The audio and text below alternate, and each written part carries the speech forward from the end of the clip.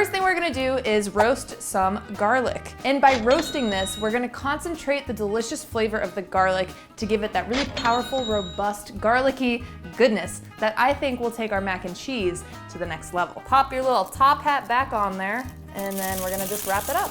Now I'm just gonna pop this in the oven, and I have the oven at 400 degrees Fahrenheit, that's 200 degrees Celsius, and we're gonna let it roast for about 35 to 40 minutes. All right, so now we're gonna make our own oat milk. I'm always telling people there's no reason for you to go buy it yourself at a store. It's so easy to make, and oats are cheap. Not only does it have less of a carbon footprint than traditional milk, dairy milk, but also a lower carbon footprint than like cashew milk or almond milk. All right, so I have a half a cup of oats in there. Now I'm gonna add 2 cups of water.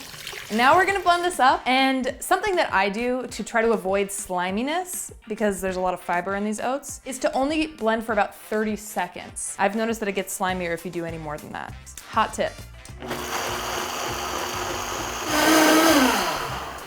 Now we are going to strain this out. Ideally, if you can, it's great to use like a really thin cloth, even a cheesecloth, so it's as smooth as possible. Look at all this stuff we got out of there just on the first go. And I'm gonna strain this one more time for good measure. Wasn't that easy? And it's perfect for this recipe, because we only have $3, which is insane. Now what we're gonna do is saute up some shallot. And the reason I'm using shallot instead of just a traditional onion is because shallot has more of an oniony, garlicky flavor. I know what you're thinking, we already have garlic. But listen, garlic that's been roasted tastes differently than garlic that's been sauteed. So we wanna get as much flavor in this mac and cheese as we possibly can. I'm just gonna add a little bit of salt as well. Okay, so now we're gonna add our shallots to the blender, and it's time to make our sauce. All right, we've got our little roasted garlic bulb here. We're gonna just squeeze. Whoa! It's so satisfying. And then we're gonna add it to our blender. I've got a roasted red pepper here. I'm just gonna use half of it.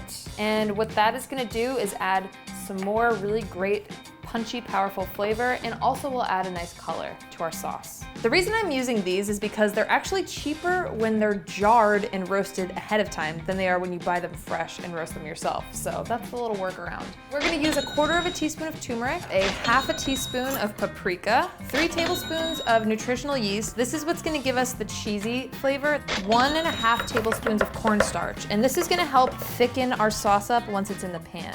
1 teaspoon of salt, 1/2 cup of vegetable broth. And when it comes to vegetable broth, if you get a bouillon cube and add water to it yourself, it's a lot cheaper than if you buy a carton of vegetable broth at the store. 1 teaspoon of apple cider vinegar, 1 tablespoon of tomato paste, and finally we have our oat milk. So we're gonna go ahead and add that in there. All right, now let's blend all of these ingredients together.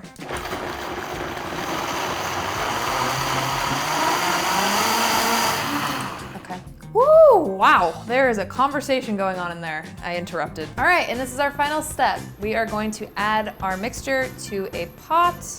And don't worry if it looks thin, because as we have this over the heat, we're gonna mix it for about 5 minutes or so, and that will thicken it up. The cornstarch will be our thickening agent and will activate with the heat. And you wanna bring this to a boil, and once it starts boiling, we're gonna turn it back down. All right, this is looking fantastic. Back of the spoon is coated. Now we're just gonna add in our pasta. I decided to go with a classic elbow mac and cheese because I think this cheaper pasta is probably gonna be more of the kind of like boxed mac and cheese feel. Oh yeah, coat that elbow mac and cheese. All right, this is looking heavenly to say the least.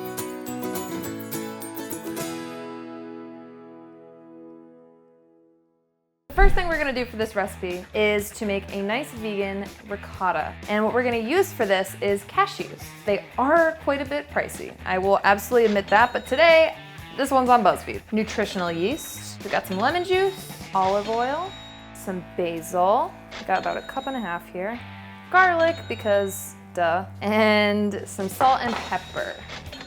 Finally, some water. Imagine this recipe is for like a date night or a special occasion, and even though the price point is higher, it will make many servings. That is so good. Now it's time to work with our meat. First, I'm just gonna add a little bit of olive oil to the pan. I'm gonna start it off by adding some diced onions. I'm gonna be using a $30 bottle of wine. I'm acting like I'm really fancy right now, but realistically, after I've had a couple sips of this, my teeth are gonna make me look like Schmeagol from the Lord of the Rings, so it's gonna take a turn. My precious. Aria loves meat. In this case, I think I've got that to my advantage, and possibly is pretty much as close as you can get to real beef. Time to add some wine, and the alcohol will burn off, so don't you fret. I have my tomato paste, some Italian seasoning, a little bit of salt to taste. I'm gonna add in my San Marzano tomatoes. They have a lot of flavor, so they're gonna take this meat sauce to the next level. We're making it fancy today. Oh my God, I'm like Rie! Make it fancy. So now we're gonna let this simmer in the pan for about 25 to 30 minutes.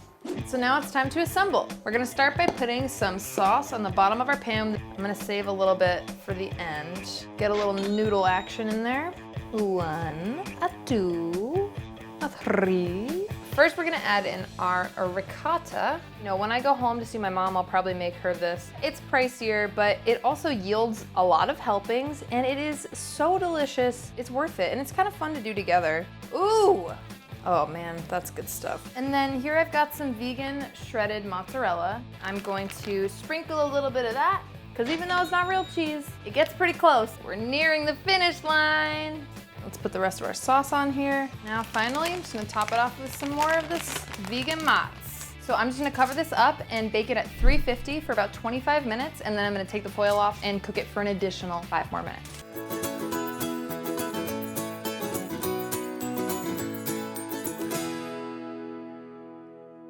Today, I'm showing you how to make my black rice sushi rolls. So one of my favorite places in the world is Maui, and there's a little beachside farmer's market, and every single day they make these tropical sushi rolls. So when I leave Maui, I'm just constantly thinking about them, and I miss them so much. So when I come home, I go out, I buy the ingredients, and I make it. So this is my recreation of those rolls. It's like a little bit of Hawaii in your own home.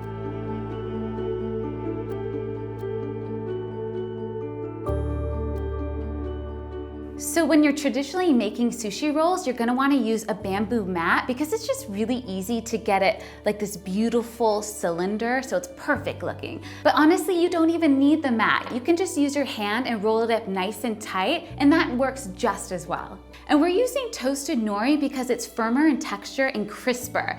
So there's a non-toasted as well, but that would make it really soggy, and toasted nori really holds up well.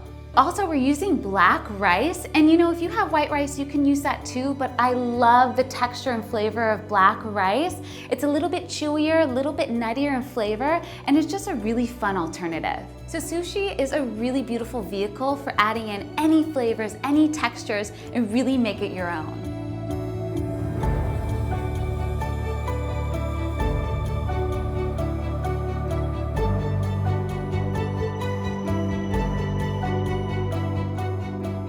So as you're rolling up the sushi, this can totally be messy. It doesn't need to be perfect, and it's a great activity to do with kids because it is gonna be imperfect, and you can still have fun with it, and it's gonna taste delicious.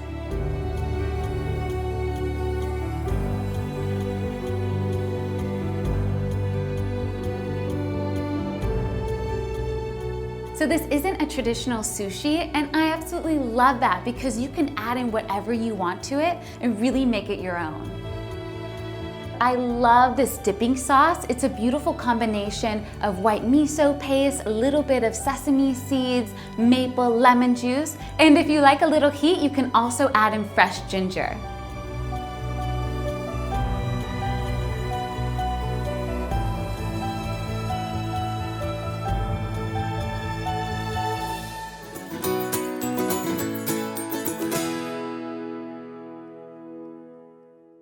For my appetizer, I'm gonna do this good hummus with all these roasted grilled veggies.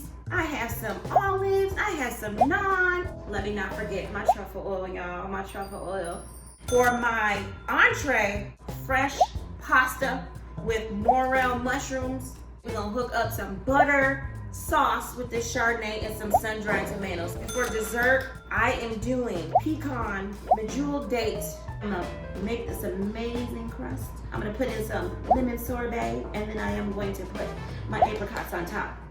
we are about to do our appetizers. I am chopping up my veggies, and I'm actually about to put these on the grill behind me. Now that my veggies are all grilled, I'm ready to plate. Look at these. I'm so excited.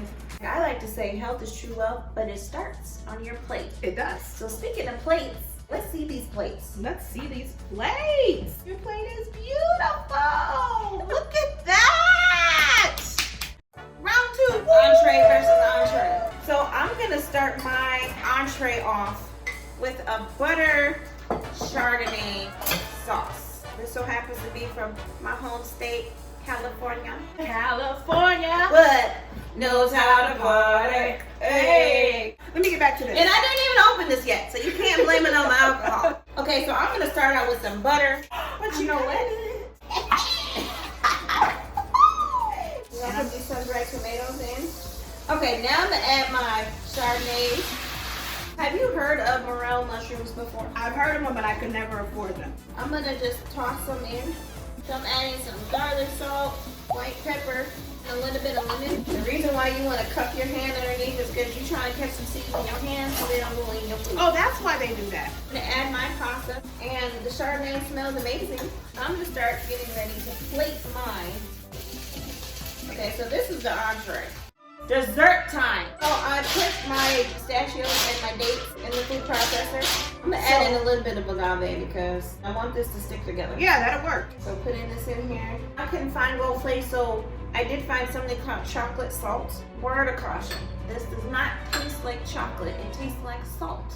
I feel like I'm in Hawaii with this dish. We're done. We're done. Set your plates up. I did a hummus tray with roasted veggies. Oh, is that a hot pepper? Red means stop. No, it doesn't. My co-host didn't tell me. Oh, that's nice. Everything was great. My lips are on fire. So this is the entree round. We are super, super excited. We have this amazing fresh pasta that has the morel mushrooms. It has the Chardonnay butter sauce. Oh my God. When it's good, I bend over. The morel mushrooms, they have a meaty texture. It's not too earthy. Well, as you can see, my plate is gone. I really, really love this butter Chardonnay sauce. Okay, what do you think? This dessert is so decadent. The chewy crunchy at the bottom, then you got the cool, and then at the top you've got this chew. It's like a taste sensation in your mouth. The reason why I'm not talking because this is straight up amazing.